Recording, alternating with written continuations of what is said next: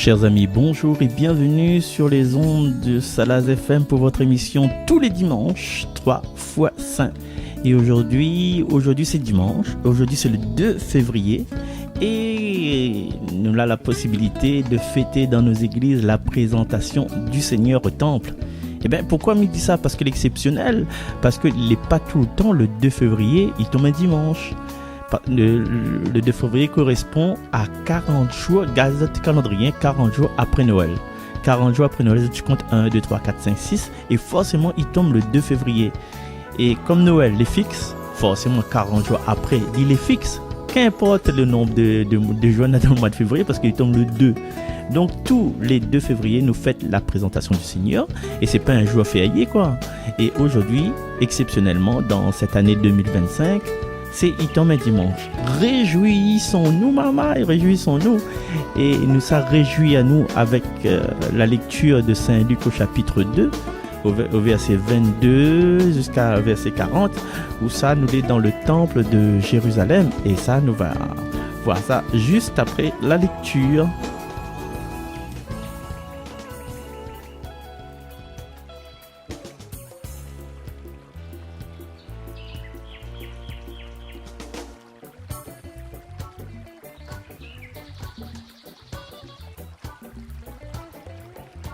Bonjour tout le monde. Évangile de Jésus-Christ selon saint Luc. Quand fut accompli le temps prescrit par la loi de Moïse pour la purification, les parents de Jésus l'amenèrent à Jérusalem pour le présenter au Seigneur selon ce qui est écrit dans la loi. Tout premier-né de sexe masculin sera consacré au Seigneur. Il venait aussi offrir le sacrifice prescrit par la loi du Seigneur. Un couple de tourterelles ou 2 petites colombes. Or, il y avait à Jérusalem un homme appelé Siméon. C'était un homme juste et religieux qui attendait la consolation d'Israël et l'Esprit Saint était sur lui.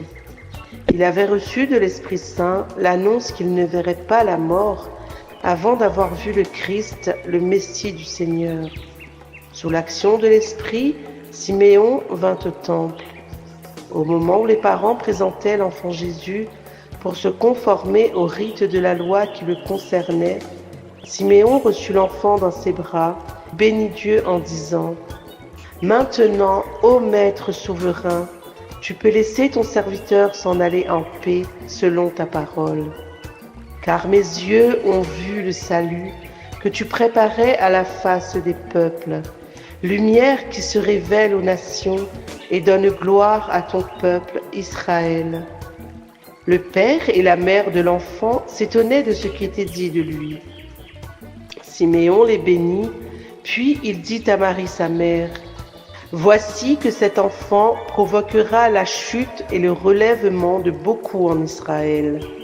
Il sera un signe de contradiction, et toi, ton âme sera traversée d'un glaive, ainsi seront dévoilées les pensées qui viennent du cœur d'un grand nombre. » Il y avait aussi une femme prophète, Anne, fils de Phanuel de la tribu d'Azer.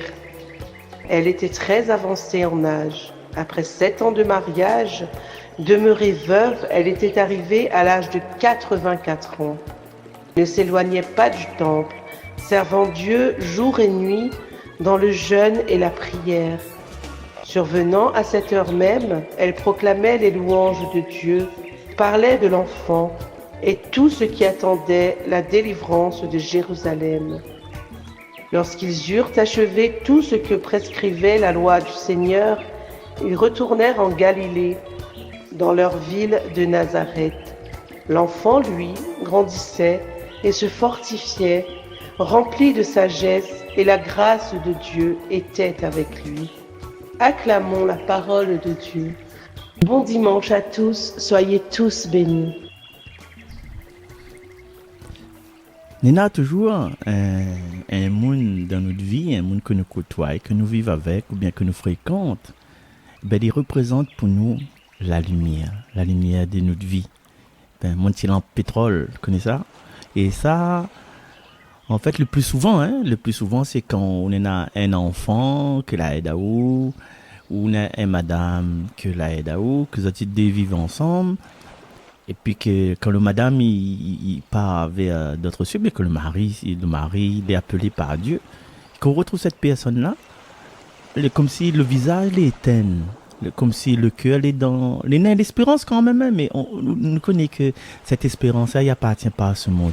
Mais que ça vous m'y fait, elle était la lumière, elle était mon lumière, et Esther me les donne fait noir. Et il arrive souvent dans des cas pareils, pour des couples, ça la vivent 60 ans, 50 ans, 60 ans ensemble. Le monde qui reste sur la terre, des encore vivants, il imagine dans son tête, dit, ben, un jour, m'aller rejoindre à elle. T'as pas envie de rejoindre elle dans la lumière. Et pour moi, pour beaucoup de personnes, pour Chouchou, comment c'est là? Il vient de commencer là. La lumière, c'est simplement la présence d'un être aimé. C'est la présence qui éclaire et qui avive le regard de la personne qui partage des sentiments. Un sentiment, ouais, un petit peu sentiment.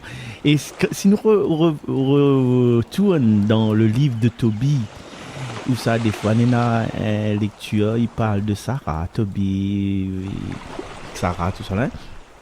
Dans les histoires, là, Nena, Tobie, le garçon, il s'en va loin de sa maman, Anne. La maman appelle Anne. Et Anne, il crie, il lamente Ali, il crie, pas écrit par l'assassin, mais il lamente Ali en disant comme ça, pourquoi mal laisse à où aller mes enfants, à où la lumière de mes yeux. Et quand le garçon il revient, le moment il jette Ali au cou du garçon et il dit, ah mal à vie à où mes enfants, maintenant mi peut mort. Mais c'est rien à faire ça. Et Tobie, quand il fait son voyage, je te rappelle, c'est dans un passage où il parle de l'ange Raphaël. Il dit ça. Allez, regarde, si tu ne connais pas encore, et apprendre les jolis ça. Et Tobie il prend le fiel poisson, il met sur les yeux, les yeux de son papa, parce que pigeon là, caca dedans. Et le papa la tombe dans la cécité. C'est ça que papa dit, papa, il va piquer. Et quand le papa il rouvre les yeux, en même temps, il rouvre son bouche pour bénir le Seigneur de toute sa bonne force. Et il dit comme ça, ah, malavio mon garçon, la lumière de mes yeux. Eh bien, il est vrai que quand on a un être, il manque à où, eh bien, l'autre côté, il ressent la solitude. Et cette solitude, il met la vie dans le fil noir. Et nos yeux physiques, nos yeux de chien, là, des fois il voit, des fois il voit pas. Et la lumière, il devient une présence. La lumière, il devient une personne. La lumière, il devient un monde. Et si on a l'habitude, à nous, bien sûr, nous les baptiser, confirmer, nous aimons les Écritures, nous écouter 3 fois saint tout le temps, et nous sommes à la messe, nous sommes attentifs. Pour un chrétien comme nous, là, ben, nous connaissons bien la Bible. Ou bien, nous connaissons bien la lecture de l'évangile de Saint Jean. Saint Jean, c'est Dieu nous dit, la lumière, c'est Dieu. Saint Jean dit comme ça, c'est un Dieu d'amour. Saint Jean dit comme ça, un Dieu lumière qui vient visiter les hommes. Jésus-Christ s'est levé parmi nous. Et Saint Jean dit comme ça, il vient tirer à nous des ténèbres pour mener à l'ouvert la lumière. Et déjà, quand on lit le psaume, là, ça, vous connaissez le psaume, bien sûr, pas besoin de me raconter.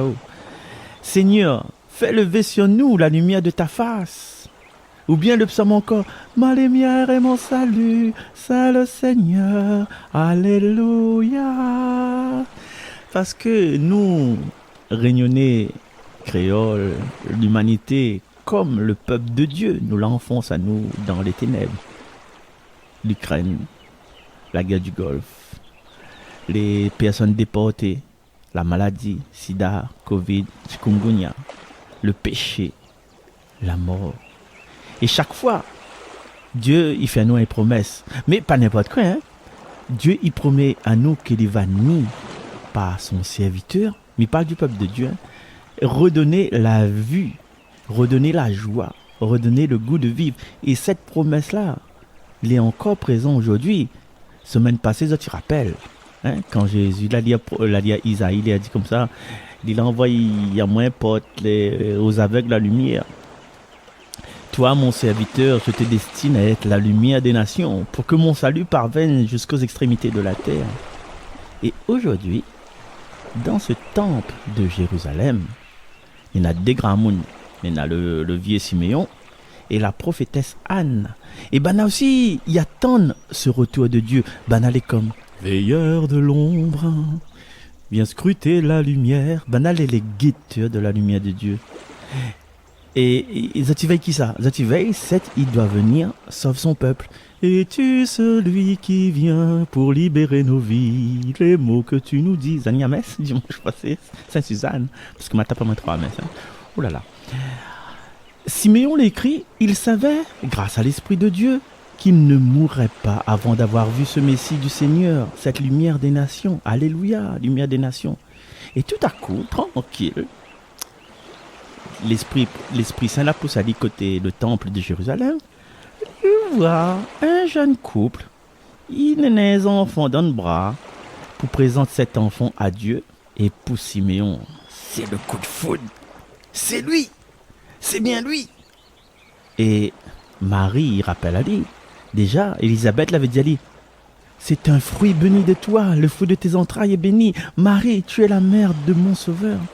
Et puis, là, il y a aussi les bergers que l'avait attesté dans la nuit de Noël. C'est bien lui, ce nouveau-né est Christ et Seigneur. Et puis, il avait aussi les mages. Les mages te représentent bonne nation lointaine. Ben à l'arrivée, la prosternazote et puis la pensée, c'est lui. C'est bien lui. Nous avons vu sa lumière en Orient. Dans la foulée, là, Marie, jeune maman, premiers enfants, il ne comprend plus rien. Il prend son enfant et il met dans le bras de Siméon. Et dans le geste qu'elle y remet son enfant dans les bras de Siméon, c'est pas seulement à Dieu, mais aussi aux hommes. Parce que Siméon, là, il était religieux, il était juste, mais il n'était pas quelqu'un de l'église, enfin, quelqu'un du temple, hein. Il était vient là par hasard, il n'était pas inconsacré, il n'était pas rien, quoi. Ben, hein, c'est bien. Il était comme ça. Et d'involonté, il dépossède Ali de son fils. Et le fait de déposséder Ali de son fils, d'abandonner, entre guillemets, hein, il amène Ali loin. Il amène Ali loin. Est-ce que nous avons ça, il amène Ali? À Marie, il parle, hein. Il amène Ali jusqu'au pied de la croix, où ça n'est l'épée va transpercer son cœur. Et c'est que Siméon dit, un coup de lance, il rouvre le cœur de son fils, et en même temps que ça, une épée traverse le cœur de Marie. Et là, elle va donner alors au Père, aux Juifs de l'Ancien Testament, aux hommes du monde entier, les bons habitants Salaziz, habitants La Réunion, il va donner cette lumière qui éteint jamais. Et cette lumière qui continue à rayonner par l'esprit, ben jusqu'à les îles lointaines où ça nous fait partie. Et après la venue de l'Esprit Saint à la Pentecôte, la lumière, elle était divisée, encore la lumière revient, elle était divisée en 12 langues de feu sur la tête des apôtres. 12 langues de feu. 12, c'est le chiffre d'Israël. Et le chiffre parfait ben, du monde païen, hein, c'est 7. 7, c'est le nombre parfait, le nombre de Dieu. Eh bien, en tout cas, il y a un calcul, non? 7 fois 12. Allez, alors 7 fois 2, 14. Je pose 4, je retiens 1. 7 fois 1, 7. 7 plus 1 égale 8. Il fait 84. Et quel âge la prophétesse l'avait?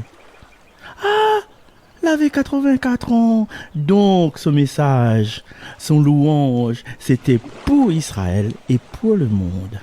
Et ces 12 langues de feu de la Pentecôte là, un petit lampe, une petite lumière va étendre le salut de la royauté d'un fils mort et ressuscité. Et plus nous avons une petite lumière dans notre vie, et plus nous devenons de lumière, ben, les merveilleux. Tu te rappelles le soir de la veillée pascale là, on les met une petite bougie. Bon, ça va. Là, tu as les mains de bougie. On peut aller. Là, tu as les mains. Quand toute l'église, chacun a une petite bougie là. Les gars, l'héritage les donné à chacun de nous. Et quand le feu de la Pentecôte les distribué là, ben, Marie, il éclipse à elle. La mission de Marie est terminée. Et c'est l'église qui devient alors lumière des nations. Chers amis, la mort que Malin a évoquée en début la mort, la séparation, l'éloignement au début de cette émission-là.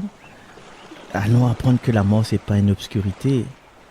La mort, c'est la lampe qui éteint à l'aube.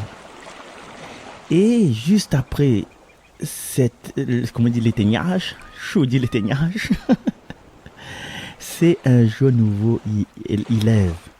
Un jour nouveau, il lève. Lumière pour éclairer les nations païennes, c'est ça, il doit être notre force. Et là, ma pauvre recherche une autre petite phrase que a été dit avec les louanges dans le jeûne jour et nuit.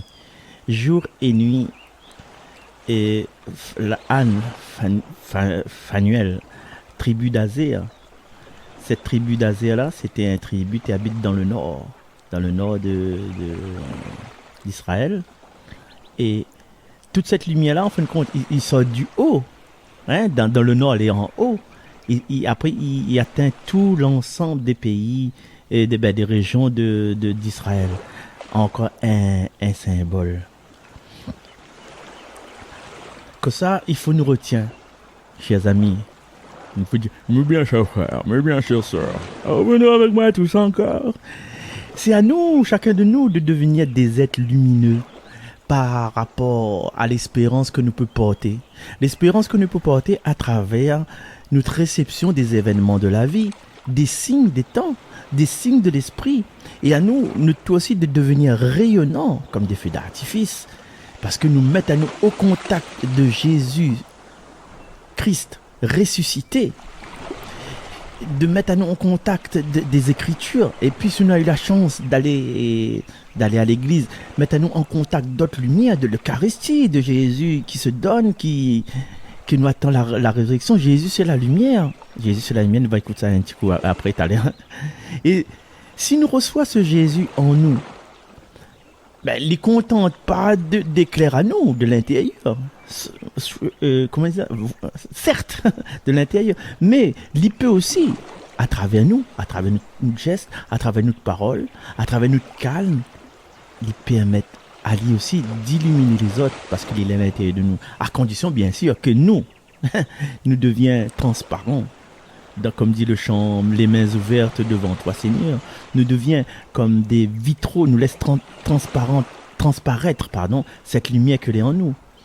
Nous les lampes de Dieu. Nous ces lampadaires, nous ces réverbères, nous la lampe. Et nous, la lampe, nous la lampe. Mais Dieu fait pas la lampe. Ben, nous l'est pas la lumière, non, nous l'est que la lampe. Et cette lumière nous reçoit de l'extérieur, nous reçoit du Seigneur. Cette lampe que nous éclaire, nous transmettre aux autres, afin que les autres éclairent les autres par eux mêmes et éclairent nous en même temps. Donc là, c'est un petit peu compliqué. Non, il n'est pas compliqué, il suffit de, voilà, on a une lampe, on a une mèche. Après, on a, comment dire encore, je ne me rappelle plus, on a la bobèche, cadre de dictionnaire, bobèche. Nous peut éclairer seulement et seulement si nous avons cette lumière intérieure qu'elle était le réverbéaman la mettant en nous, le petit prince. Nous peut éclairer que si notre paroi de notre lampadaire est transparent. Voilà. Il reprend la lampe, il reçoit et pour donner. Là, nous ne pas la lampe avec la flamme, mais pour brancher, il faut brancher. Il faut qu'il est branché pour diffuser, pour illumine toutes les autour de lui. Hein? Et si plus il reçoit du courant, plus il sera fort. Seulement des fois qu'on gagne trop courant ou pas toi, mais ce que le Seigneur promet à nous, c'est qu'il ne nous fait pas péter. Nous est impétable. Et que nous donne cette lumière. Quand nous diffusons la lumière, là, physiquement parlant, ben les ténèbres y reculent. Les ténèbres y reculent et nous voient ce qui a toujours été caché. Hein? Ici, Saint-Suzanne, nous avons la chance d'avoir le fort. Le fort bord la mer la nuit. Et à quoi ça sert le phare? C'est les bons marins, les bons pêcheurs, les bons navires. Il peut repérer les autres, il peut situer les autres et éviter Cap la Marianne avec Cap Cousin. Et côté le port, il y avait une bonne petit phare.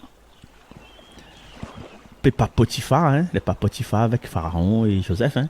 Il y a des petits phares, ils permettent à rentrer bien dans le canal dans le port. Et l'Église, chaque chrétien, nous peut, mais seulement nous doit être un phare pour les autres dans la mesure où nous porte la lumière divine. Il y en a deux, trois, le devenu phare en regardant Pied Coco et voir la Vierge Marie. Ça, c'était pas un phare, ça c'était un faux phare. Et chaque chrétien nous devient nous est un messager. Quand nous donne la lumière, ben, la personne qui reçoit la lumière, il devient un messager de cette lumière pour les autres. Et grâce à tout ça, ce mouvement-là, cette fraternité-là, ben la nuit, il est impossible que la nuit nous a piqué, hein. Nous gagnons plus repère à nous. Et la lumière, il donne la vérité. Et nous retrouve notre chemin pour arriver jusqu'au port de Dieu. Vous êtes la lumière du monde. Tu rappelles la phrase? Je même la lumière, y éteint pas. Et c'est pas aujourd'hui, mais il continue, il peut. Aujourd'hui, avec comme vous êtes la lumière du monde, c'est pas le moment de laisser à nous éteindre. Que notre lumière, il brille dans notre case, il brille dans l'église, et qui brille aussi devant toutes les bonnes bonhommes, les bonnes madames, pour que Bana y voit tout exemple et il reconnaît et il glorifie notre papa dans le ciel. Certains chrétiens, là, au lieu d'être la lumière, hein, d'être des étés noirs. Quoi? Il avait un objet, il ressemble un petit peu à un l'entonnoir. Il sert pour moucher. Moucher, c'est éteindre. Mouchez-moi cet ardent. C'est pour moucher les bougies. Et certains chrétiens, les autres éteignent le feu. Les autres brisent des rêves. Voilà. Les autres vivent dans l'égoïsme, les autres vivent dans la vengeance, le cœur, les gros, les autres les indifférents, les autres les pas responsables du tout. Mais seulement, quand nous regardons les autres là, nous disons jamais, il est dans le fait noir, mais nous ne connaissons pas qu'il y a un petit lumière, il peut transformer les autres. Et ce petit lumière là, il peut éclairer les autres. On a déjà vu bon truand, bon violer, bon voler, voilà, changer du jour au lendemain. Parce que Zot a fait la rencontre avec le Seigneur. Par exemple, André Levé, L-E-V-E-T. Regardez, dans le dictionnaire. Et des fois, nous passons dans la nuit. Nous passons dans des nuits comme Sainte Thérèse, comme Saint Jean de la Croix. Nous passons dans la nuit de la foi. Il arrive ça. Et des fois, quand nous passons dans la nuit de la foi, les incroyables, quand nous reprenons de la valeur. Et certaines personnes, mais il ne fait pas de condamnation.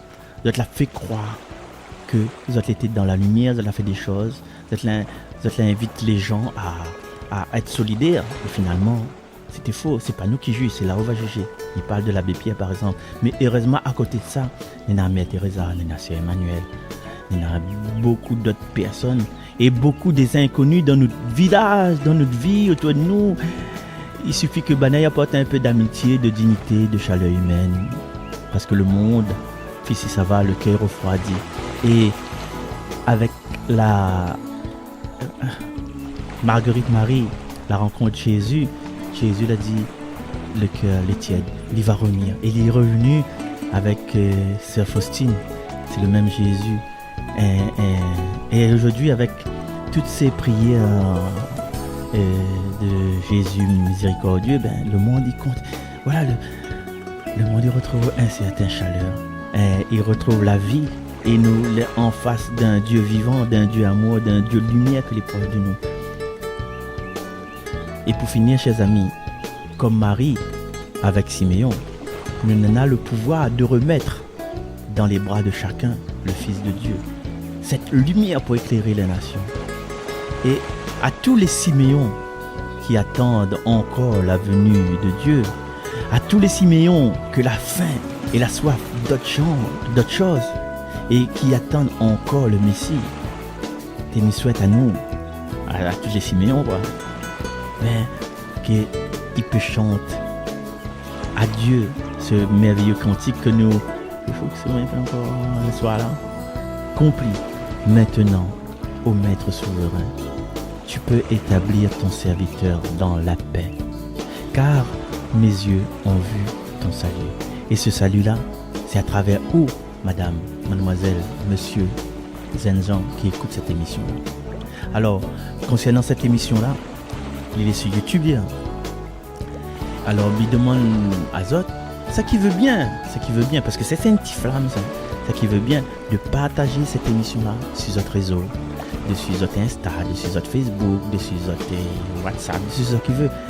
Aujourd'hui, c'est le devoir peut-être, c'est de faire comprendre. Peut-être va éclairer pas tout le monde, mais peut-être va mettre des personnes dans l'espérance. Et l'espérance, c'est cette espérance que Simeon a rencontrée là. Alors, chers amis, nous quittons nous bien sûr comme d'habitude sur un chant de Lustros aujourd'hui. Vraiment, c'est un chant. Le format dit une réflexion, bien un petit, comment je peux dire ça, un petit poème. Mais là, c'est vraiment Jésus, tu es la lumière de mes pas. Je ne me rappelle plus trop le titre. Attends là-haut, Mina la liste là. Mais voilà, c'est ce chant là. De toute façon, allez, à bientôt. Au revoir.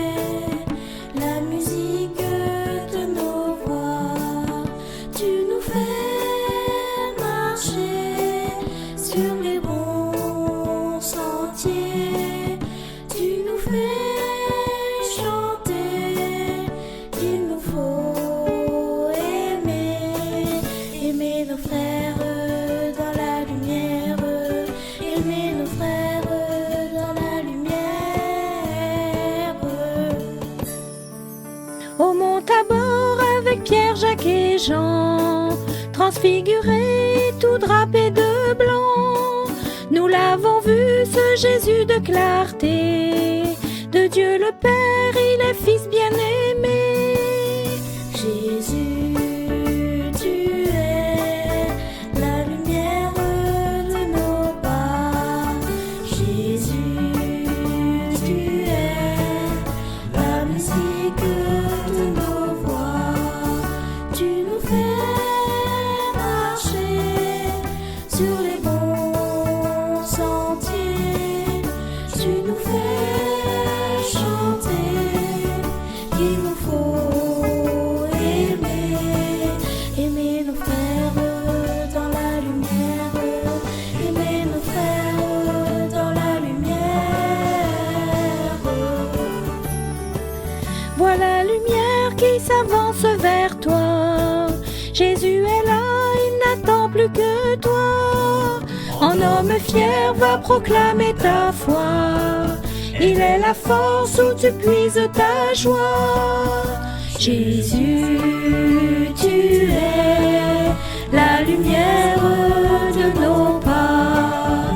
Jésus, tu es la musique de nos voix.